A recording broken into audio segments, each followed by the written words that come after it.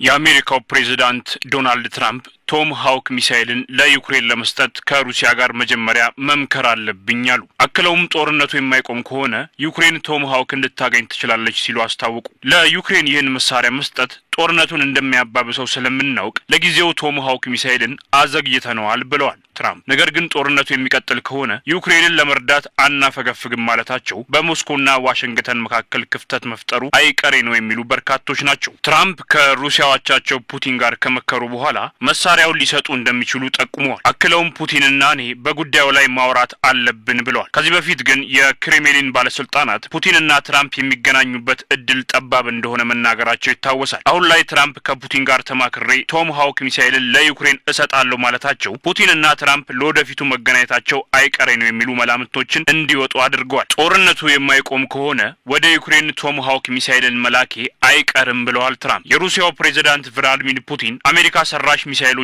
በምድረ ሩሲያ ጥቅም ላይ የሚውሉ ከሆነ ሩሲያ የአየር መከላከያዋን እንደምታጠናክርና ሞስኮ በዋሽንግተን ላይ ቅሬታ እንደሚኖራት፣ ይህም በሩሲያና አሜሪካ መካከል ተፈጥሮ የነበረውን መልካም ግንኙነት እንደሚያሻክረው አስጠንቅቀዋል። ፑቲን ቶም ሃውክ ሚሳኤልን የዩክሬን ባለሙያዎች መጠቀም ስለማይችሉ አሜሪካውያን ጣልቃ መግባታቸው ስለማይቀር ጦርነቱ ከዋሽንግተንና ኪየቭ ጋር እንደሚሆን ፑቲን አስጠንቅቀዋል። ባለፈው ሳምንት የክሬምሊን ቃል አቀባይ ዲሚትሪ ፔስኮቭ ጦርነቱን በሰላም ውይይት ለመፍታት የተደረገውን ሙከራ ኪየቭ እንዲጠባ አድርገዋለች።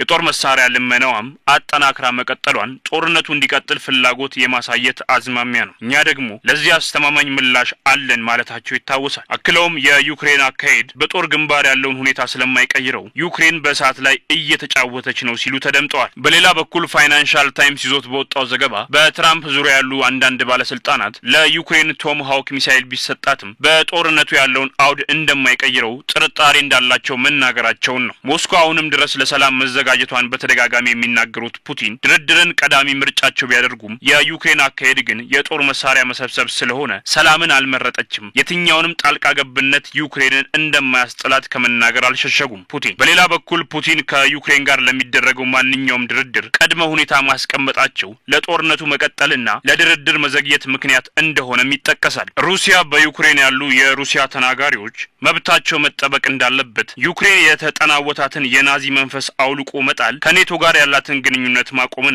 ሩሲያ የያዘቻቸውን መሬቶች ላትጠይቅ የሚሉ ቅድመ ሁኔታዎች ቢቀርቡም ከዩክሬን በኩል ተጨባጭ መልስ ባለመገኘቱ ጦርነቱ ዛሬም እንዲቀጥል ሰበብ ሆኗል። ከዚህ ባሻገር ዩክሬንና ሸሪኮቿ ጦርነቱን ለማራዘም ቀን ከሌት እየሰሩ ነው ስትል ሩሲያ መውቀሷ ጦርነቱ ከሞስኮና ኪየቭ አልፎ የአውሮፓውያንን ደጅ ማንኳኳቱ አልቀረም። የሩሲያና ዩክሬን ጦርነት ውስብስብ መሆኑን ከሚያመላክቱ ነገሮች መካከል የዩክሬኑ ፕሬዝዳንት ቮሎዲሚር ዘለንስኪ ቶም ሃውከን ሚሳኤልን መጠቀማቸው የሩሲያን ግስጋሴ ለማስቆም ይረዳናል ማለታቸው ነው። ዘለንስኪ ከፎክስ ኒውስ ጋር በነበራቸው ቆይታ ከትራምፕ ጋር ውጤታማ ቆይታ እንደነበራቸውና በዚህም የረጅም ርቀት መሳሪያዎች፣ የአየር መከላከያና ሌሎች ዘመናዊ መሳሪያዎች ማጠናከር ተገቢ መሆኑን መምከራቸውን ተናግረዋል። ትራምፕ ደግሞ ግልጽ ያልሆነ ሐሳብ ሰንዝረዋል። ከዚህ በፊት ቶም ሃውክን ልንሰጥ እንችላለን ካሉ በኋላ አሁን ደግሞ ለዩክሬን መሳሪያውን የምንሰጠው ለምን ዓላማ እንደሚያውሉት ስናውቅ ብቻ ነው ማለታቸው የሰውየውን ወላዋይነት ያሳያል ተብሏል። ምንም ዝርዝር ማብራሪያ ሳይሰጡ ሊወስኑም እንደሚችሉም ተናግረዋል። ዶናልድ ትራምፕ ትላንት እሁድ ከሰዓት በኋላ በሰጡት መግለጫ